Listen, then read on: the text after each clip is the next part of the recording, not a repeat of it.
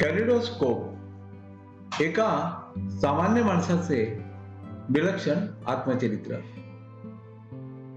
लेखक आणि सादरकर्ते राजीव शांताराम थत्ते. एका 64 वर्षाच्या तरुणांनी लिहिलेलं हे साधं सोपं आत्मचरित्र आहे. या चरित्रात तुम्हाला तुमच्या आयुष्यात येणारे अनुभव कोणीतरी सांगितले आहे असंच वाटेल. प्रत्येकाने आपले जीवन कसे गेले ते सांगण्यात तर खरी मजा आहे. त्यात जर तुमच्या आयुष्यात आगळ्या वेगळ्या अनोख्या घटना घडल्या असतील तर ते वाचकांना नक्कीच आवडेल. मी तसाच प्रयत्न केला आहे. तुम्हाला या चरित्राच्या रूपाने एका सामान्य माणसाचे विलक्षण जीवन कळावे हाच या कॅलिडोस्कोपचा उद्देश आहे. कॅलिडोस्कोप मध्ये जसजसे रंग, आकार, प्रकार बदलत जातात किंबहुना कॅलिडोस्कोप हलवताना पुढल्या क्षणी तो कोणता आकार दाखवणार आहे याचीही आपल्याला कल्पना नसते. आयुष्यही असेच क्षणोक्षणी बदलत जाते. आपण कल्पनाही केली नसेल असे प्रसंग उद्भवतात, ओढवतात. ते सारे वाचण्यातही एक वेगळीच मजा असते. दुसऱ्याचे आत्मचरित्र वाचताना आपण स्वतःचे आयुष्य कसे गेले, कसे घालवले त्याचाही वेध घेता येतो. तसा वेध घेण्याची इच्छा आपणा सर्वांना हो ही ईश्वरचरणी प्रार्थना. मेरिकोची क्रिमिनल कंप्लेंट. मेरिको इंडस्ट्रीज लिमिटेडच्या वकिलांनी मुंबईत नवीन चाल खेळली. मुंबईच्या कुर्ला कोर्टात पेटंट अँड ट्रेडमार्क कायद्याअंतर्गत टार्गेट फार्मा प्रायव्हेट लिमिटेडवर क्रिमिनल केस दाखल केली. मला एक दिवस सकाळी 11 वाजता एका अनोळखी व्यक्तीचा फोन आला. पेटंट अँड ट्रेडमार्क कायद्याअंतर्गत टार्गेट फार्मा प्रायव्हेट लिमिटेडवर मेरिको इंडस्ट्रीजच्या वकिलांनी क्रिमिनल केस दाखल केली आहे. खटल्यासाठी वॉरंट निघाले असून तुमचा टार्गेट फार्मा प्रायव्हेट लिमिटेडशी काहीही संबंध नसताना वॉरंट तुमच्या नावाने निघाले आहे. केस CID कडे दाखल केली असून 3 दिवसांनी ती केस हिअरिंगला येणार आहे. काळजीपूर्वक राहा. त्या दिवशी कोर्टात हजर राहा म्हणजे तुमच्या विरुद्ध वॉरंट निघणार नाही. तसेच ही तक्रार पोलीस कमिशनरच्या कार्यालयात दाखल करण्यात आली असून ती आता क्राईम इन्व्हेस्टिगेशन डिपार्टमेंटला वर्ग करण्यात आली आहे. All the best for your fight against the giant. Phone दुसऱ्या बाजूनं मी काही बोलण्याच्या आतच बंद झाला. फोन कोणत्या वेलविशरने केला होता ते मला समजायचे राहून गेले. मी कामाला लागलो. पोलीस कमिशनर माननीय श्री विश्वराज बामसाहेब माझ्या परिचयाचे खरं तर गुरुवर्य होते. मला रिव्हॉल्व्हरचा लायसन्स मिळाला त्यावेळी डॉक्टर बावडेकरांचे रिव्हॉल्व्हर त्यांनीच मला घेऊन दिले होते. रिव्हॉल्व्हर चालवायलाही वरळीच्या पोलीस शूटिंग रेंजवर त्यांनीच मला नेले होते आणि तिथे पहिल्याच प्रयत्नात 65% गुण मिळाल्यावर त्यांनी मला ब्रेव्हो, कीप इट अप असा शेरा देऊन गोळ्या मारल्याचे कार्ड प्रदान केले होते. मुंबई दिनांकच्या पहिल्या अंकाची पाक्षिकाची पहिली प्रत मी त्यांच्यात हाती दिली होती आणि त्यांनीच मुंबई दिनांकचे कौतुक करून मला शाबासकीही दिली होती. मी बामसाहेबांकडे गेलो आणि त्यांना मेरिकोची सर्व हकीकत सुरुवातीपासून त्या दिवसापर्यंत सांगितली. मोठ्या कंपन्या लहान कंपन्यांना लुबाडायलाच बसलेल्या आहेत. केशतेल हे उत्पादन स्मॉल स्केल इंडस्ट्रीजसाठी सरकारने राखून ठेवले आहे. तरीही त्यांनी स्वतः लार्ज स्केल इंडस्ट्री असून तुम्हाला फसवून वाशीच्या दुसऱ्या कंपनीमध्ये हेअर अँड केअरचे उत्पादन सुरू केले आहे. फक्त हेअर अँड केअरच्या पुढे मेरिकोज हा एक आणखी शब्द जोडून शिवाय मेरिकोने तुमच्यावर कित्येक कोटींची एक्साइज लायबिलिटी कंपनीच्या माथी मारली आहे आणि स्वतः हात चटकून त्यापासून मोकळे झाले आहेत. बामसाहेब थोड्याशा उद्वेगीने त्याने म्हणाले.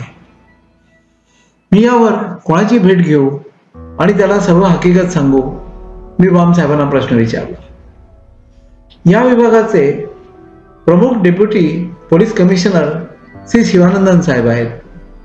मी त्यांना तुझी हकीकत थोडक्यात सांगतो. तो त्यांना भेट. तुझी केस जेन्युइन असल्यामुळे ते तुला न्याय देण्यासाठी सर्व ती मदत करतील याची खात्री बाळग. आणखी एक मनात आले.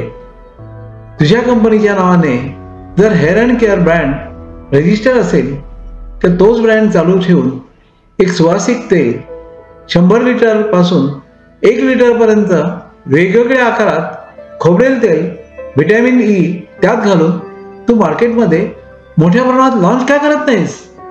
मोठ्या कंपन्यांना धडा शिकवताना त्यांना तो पूर्ण समजेल, कायमचा जन्मभर मालकांच्या लक्षात राहील असा शिकवावा असे मला तरी वाटते. खोबरेल तेल डोक्यावरचे केस वाढवते असा क्लेम करणाऱ्या कंपनीच्या मालकाचे डोक्यावरचे केस तुमच्या संघर्षानंतर नाहीसे झाले पाहिजेत. विश्वराज बामसाहेबांनी मला पुढील काळातल्या धंद्याच्या दिशेची एक आगळी आपणातून कल्पना सहज बोलता बोलता दिली. मी श्री शिवानंदन यांना भेटलो आणि त्यांना सर्व प्रकार सांगितला. मेरिको इंडस्ट्रीज लिमिटेड सारख्या आकाराने मोठ्या आणि बलिष्ठ कंपनीबरोबर तू एवढ्या लहान वयात लढतो आहेस यासाठी तुझे कौतुकच करायला हवे. मी आमच्या सिनियर निरीक्षकाशी या केसविषयी बोलतो. जर तू मला जे सांगितलेस ते सगळे खरे असेल तर पोलीस नेहमीच सज्जनांच्या रक्षणासाठी आणि दुर्जनांच्या निपातासाठीच सज्ज असतात. बामसाहेब आमच्याकडे कोणतेही काम अडत नाहीत. त्यांनी तुला आमच्याकडे पाठवले याचाच अर्थ त्यांना या केसमध्ये तुमचीच बाजू योग्य वाटली असणार. जा, तुला या सत्याच्या लढ्यामध्ये यश मिळो अशी देवाला प्रार्थना कर. All the best. Shri Sivanandan यांनी त्यांच्या खात्यातल्या सिनियर इन्स्पेक्टरला फोन करून मी येत असल्याचे सांगितले. तुम्ही थत्ते यांची केस काय आहे ती समजून घ्या. एखाद्या निर्भीड निपक्षपाती सब इन्स्पेक्टरच्या हाती केस द्या. जे सत्य असेल ते समोर येऊ द्या. थत्ते सांगतात ते सर्व सत्य आहे असे मी त्यांना तुमच्याकडे पाठवले आहे म्हणून मानू नका. पोलीस नेहमीच सज्जनांच्या रक्षणासाठी आणि दुर्जनांच्या निपातासाठी सज्ज असतात हे या केसमध्ये तरी प्रत्यक्षात येऊ द्या एवढीच माझी माफक अपेक्षा आहे. शिवानंदन यांनी त्यांच्या हाताखाली काम करणाऱ्या माणसाला सांगितले. मी सिनियर इन्स्पेक्टरकडे गेलो. त्यांनी त्यांच्या हाताखाली काम करणाऱ्या देवधरकर नावाच्या अधिकाऱ्याकडे मला पाठवले. श्री देवधरकरांनी प्रथम मेरिको इंडस्ट्रीज लिमिटेड या कंपनीविषयी मला असलेली सर्व माहिती ऐकून घेऊन त्यावर आधारित नोट्स काढल्या. त्यानंतर मी त्यांच्या विरुद्ध चालवलेल्या जाहिरातींविषयी माहिती माझ्याकडून घेतली. त्यानंतर मी त्यांना मेरिको इंडस्ट्रीजचे सर्व कारखाने त्यांनी खोबरेल तेल हे केशतेल म्हणून जाहिरात करून प्रत्यक्षात ते खाद्यतेल असल्याचे दाखवून 108 कोटीहून जास्त एक्साइज ड्युटी न भरण्याची तक्रारही त्यांना दाखवली.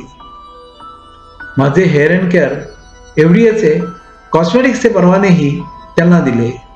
शिवाय आम्ही मार्केटिंगसाठी त्यांना दिलेल्या एक्साइज ड्युटी कमी भरल्याच्या सुमारे 30 कोटी रुपयांच्या एक्साइज डिपार्टमेंटच्या डिमांड नोटिसेसही देवधरकरांना दिल्या. सर्व कागदपत्रांच्या प्रती त्यांनी सादर करण्यास सांगितले.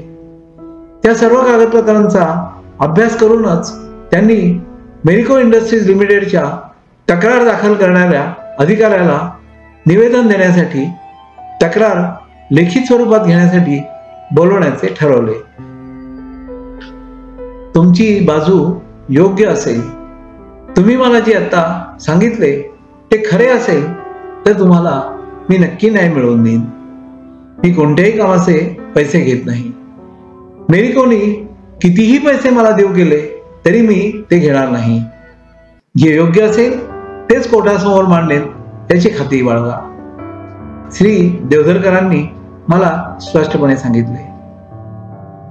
श्री देवधरकर यांनी मेरिको इंडस्ट्रीजच्या तक्रार करणाऱ्या अधिकाऱ्याला दुसऱ्या दिवशी सकाळी 11 वाजता ऑफिसात सर्व संबंधित कागदपत्रे घेऊन बोलवले. मलाही दुसऱ्या दिवशी 11 वाजता हजर राहण्याविषयी सूचना लेखी दिली. दुसऱ्या दिवशी सकाळी बरोबर 11ला 10 मिनिटे बाकी असताना आम्ही दोघेही हजर होतो. प्रथम त्यांनी मेरिकोच्या अधिकाऱ्याला बोलायची संधी दिली. आपण पहिल्यापासून मेरिको इंडस्ट्रीज आणि टार्गेट फार्मा यांच्यामधला कारभार कोणत्या प्रकारे चालू झाला, त्या व्यवहारामध्ये एफडीए लायसन्स कोणी घेतला, एफडीए लायसन्स जर टार्गेट फार्माला घेतला असेल तर त्या लायसन्स मध्ये कोणती उत्पादने होती, हेअर अँड केअर उत्पादनाला मेरिकोज असे नाव लायसन्स मध्ये आहे काय, नसल्यास का नाही, हे उत्पादन उत्पादित करण्याकरता एक्साइज लायसन्स कोणी घेतला होता, इत्यादी माहिती कंपनी करता तुम्ही आम्हाला द्यावी. याशिवाय मेरिकोला इतरही काही माहिती देणे तुम्हाला योग्य वाटत असल्यास ती देण्यास देखील हरकत नाही.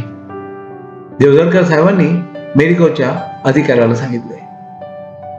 मेरिकोच्या अधिकाऱ्यांना एफडीएचा टार्गेट फार्माचा परवाना काढला आणि तो देवधरकर साहेबांना दिला. देवधरकर साहेबांनी तो नीट तपासला. त्या परवान्याबरोबर प्रोडक्टची लिस्ट होती. त्यात टिप्स अँड टोस्ट शॅम्पू होता. त्या शॅम्पूच्या उत्पादनासाठी टिप्स अँड टोस्ट कंपनीचे त्यांचा ब्रँड वापरण्याविषयी टार्गेट फार्माला दिलेले पत्रही होते. टार्गेट फार्माचे इतर 5 ब्रँड्स लायसन्सवर होते. त्यात हेअर अँड केअर ब्रँड खाली येणारे व्हिटॅमिन ई एनरिच्ड खोबरेल तेल होते, शॅम्पू होता, परफ्युम्ड हेअर ऑइल कॉन्सन्ट्रेट होते आणि आणखीही इतर ब्रँडची उत्पादने होती. टिप्स अँड टोस्ट कंपनीने त्यांचा ब्रँड वापरण्याविषयी टार्गेट फार्माला दिलेले पत्र त्यांनी एफडीएला सबमिट केले आहे. तसे मेरिको इंडस्ट्रीज लिमिटेडने त्यांचा brand hair and care target फार्माला वापरण्याला दिल्याचे पत्र एफडीएने टार्गेट फार्माला दिलेल्या लायसन्सला कुठे आहे, देवधरकर साहेबांनी त्या मेरिकोच्या अधिकाऱ्याला विचारले. मेरिकोच्या अधिकाऱ्याने सर्व पेपर्स पुन्हा पाहिले, पण त्याला तसे एफडीएच्या परवान्यावर दाखवता आले नाही. सेंट्रल एक्साइजला जे पेपर्स टार्गेट फार्माने सादर केले आहेत त्यांच्यातही तो ब्रँड मेरिको इंडस्ट्रीज लिमिटेडचा असल्याचे म्हटलेले नाही. सेंट्रल एक्साइजने जी प्रचंड लायबिलिटी क्लेम केली आहे तीही टार्गेट फार्मा प्रायव्हेट लिमिटेडवरच केली आहे. जर हा ब्रँड मेरिको इंडस्ट्रीजचा असता तर ती कोट्यवधींची लायबिलिटी मेरिको इंडस्ट्रीजची म्हणून दाखवली असती, टार्गेट फार्मा प्रायव्हेट लिमिटेडची म्हणून कधीच दाखवली नसती. यावर तुमचे म्हणणे काय आहे? देवधरकर साहेबांनी मेरिकोच्या माणसाला पुन्हा प्रश्न केला. मेरिकोचा लीगल ॲडवायझर या प्रश्नाचे काही उत्तर देऊ शकला नाही. हत्ते, तुम्ही आत या. देवधरकर साहेबांनी मला आत बोलवले. मी प्रथम टार्गेट फार्माच्या डायरेक्टर्सनी मला या केसमध्ये त्यांना रिप्रेझेंट करायला दिलेली original power of attorney Deodharkar साहेबांना दाखवली. तसेच त्याची कॉपी देखील त्यांना दिली. माझ्याकडे असलेले एफडीएचे सर्व मूळ कागदपत्रे, licences, excise licence, hair and care या ब्रँड खाली केली जाणारी इतर उत्पादने, त्यांची लेबल्स तथा इतर उत्पादनांच्या बाटल्या सीआयडी कडे सादर केल्या. तसेच हेअर अँड केअर या ब्रँड खाली MPFA लायसन्स खाली निर्मित केले जाणारे शुद्ध खोबरेल तेल त्याची उत्पादने पोस्टर्स आणि पेपरमध्ये दिल्या जाणाऱ्या खोबरेल तेलाच्या जाहिराती त्यांना सादर केल्या. तुमच्या मेरिकोने हेअर अँड केअर या नावाने खोबरेल तेल मार्केटला आणले आहे का? टार्गेट फार्माने त्यांचे त्या नावाने उत्पादन असल्याचे दाखवले आहे. तसेच खोबरेल तेलाची आणि इतर उत्पादनांची बाजारात उपलब्ध असलेली उत्पादने आज थत्त्यांच्या द्वारा आम्हाला सादर केली आहेत. तुम्ही आणखी काही उत्पादने बाजारात आणली आहेत काय? देवधरकर साहेबांनी मेरिकोच्या लीगल हेडला प्रश्न विचारला. नाही साहेब, आमची कोणतीही उत्पादने या नावाने किंवा ब्रँडने मार्केटमध्ये उपलब्ध नाहीत, मेरिकोच्या लीगल हेडने उत्तर दिलं. तुम्हाला दोघांनाही आणखी काही सांगायचे आहे काय? देवधरकर साहेबांनी आम्हाला दोघांनाही प्रश्न विचारला. मी मला जे ओरली सांगितले होते त्याची एक कॉपी लेखी स्वरूपात त्यांना दिली. मेरिकोच्या लीगल हेडनेही त्यांना जे सांगायचं होतं ते सर्व लेखी स्वरूपात दाखल केले. ठीक आहे, मी मला जे तुम्ही दोघांनी सांगितले त्यातील योग्य ते कोर्टात मांडेन. देवधरकर साहेबांनी आम्हाला दोघांनाही सांगितले आणि आमची रजा घेतली. देवधरकर साहेबांनी FDA कमिशनरला एक पत्र लिहिले. त्यात टार्गेट फार्माविषयी माहिती, टार्गेट फार्माचे मंजूर परवाने, त्यावरील सर्व उत्पादने, त्या उत्पादनाच्या नावामध्ये कुठे मेरिकोचा उल्लेख आहे किंवा नाही याविषयी माहिती विचारली. FDAने CIDच्या पत्राला उत्तर म्हणून टार्गेट फार्माचे परवाने, त्यावर अप्रूव्ड असलेली सर्व उत्पादने आणि त्यात हेअर अँड केअर उत्पादनात मेरिकोचा कोणताही उल्लेख नसल्याचे CIDला कळवले. आम्ही हेअर अँड केअर हे उत्पादन पेटंट अँड ट्रेडमार्क ऑफिसरकडे परफ्यूम्ड हेअर ऑइल, खोबरेल तेल, शॅम्पू इत्यादी प्रकारांमध्ये रजिस्टर करण्याविषयी अर्ज एव्हाना रजिस्टर केला होता. त्याच्या सगळ्या प्रतीही आम्ही श्री देवधरकरांना पाठवून दिल्या. आणखी 10 दिवसांनी कुर्ला मेट्रोपॉलिटन मॅजिस्ट्रेट कोर्टात केस पुन्हा पुकारली गेली. CID तर्फे इन्स्पेक्टर श्री देवधरकर कोर्टात उपस्थित होते. टार्गेट फार्मातर्फे मी उपस्थित होतो, तर मेरिकोतर्फे मुंबईतले सर्वात गाजलेले सॉलिसिटर्स उपस्थित होते. केस पुकारण्यात आली. सर्व पक्षांतर्फे वकील, सॉलिसिटर्स उभे राहिले. कोर्टाने CID तर्फे इन्स्पेक्टर श्री देवधरकरांनी या केसचा पुढे काय तपास केला त्याविषयी विचारले. इन्स्पेक्टर श्री देवधरकर त्यांनी केलेल्या तपासावर आधारित रिपोर्ट कोर्टाला सादर केल्या. त्याच्या 2 प्रती, एक मेरिकोच्या आणि दुसरी टार्गेट फार्माच्या प्रतिनिधीला दिली. CIDने या प्रकरणाचा तपास सर्व बाजूंनी केला. दोन्ही बाजूंना त्यांचे म्हणणे मांडायची संधी दिली गेली. तसेच या केसच्या संदर्भात FDA आणि पेटंट ट्रेडमार्क कडून पेपर्स मागवण्यात आले.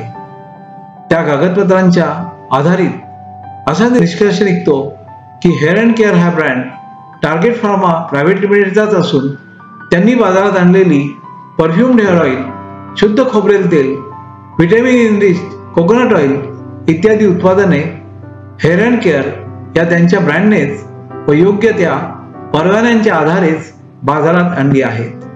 त्यात त्यांनी मेरिको इंडस्ट्रीज लिमिटेड या कंपनीचा पेटंट अँड ट्रेडमार्क रजिस्ट्रेशन कायद्यान्वये व अन्य कोणत्याही कायद्यान्वये टार्गेट फार्मा प्रायव्हेट लिमिटेडने कोणताही गुन्हा केलेला नाही असे तपासातून सिद्ध होते. या संदर्भात 36 पानांचा तपासाचा रिपोर्ट मी कोर्टाला सादर करत आहे. श्री देवधरकर या पोलीस अधिकाऱ्यांनी त्यांचा रिपोर्ट कोर्टाला सादर केला. कोर्टाने पेपर्स तसेच श्री देवधरकर या अधिकाऱ्यांनी दिलेले संपूर्ण कागदपत्रे पाहिली. Court has received criminal investigation departments inspector mister Devdharkar's report.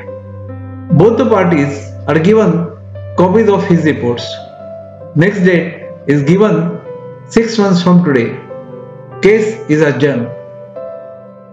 CID inspector Shri देवधरकरांनी टार्गेट फार्माच्या बाजूने दिलेला रिपोर्ट कोर्टाच्या पटलावर आता आला होता. मी त्याच्या प्रती काढून त्या मुंबईतले टार्गेट फार्माचे वकील सॉलिसिटर श्री काणे साहेब यांना मुंबईत हायकोर्टात देण्यासाठी तसेच दिल्लीतल्या सॉलिसिटर श्री आनंद साहेबांना दिल्ली हायकोर्टमध्ये देण्यासाठी त्वरित रवाना केल्या. आम्ही मेरिको विरुद्ध तिसरी केस जिंकण्याच्या मार्गावर होतो.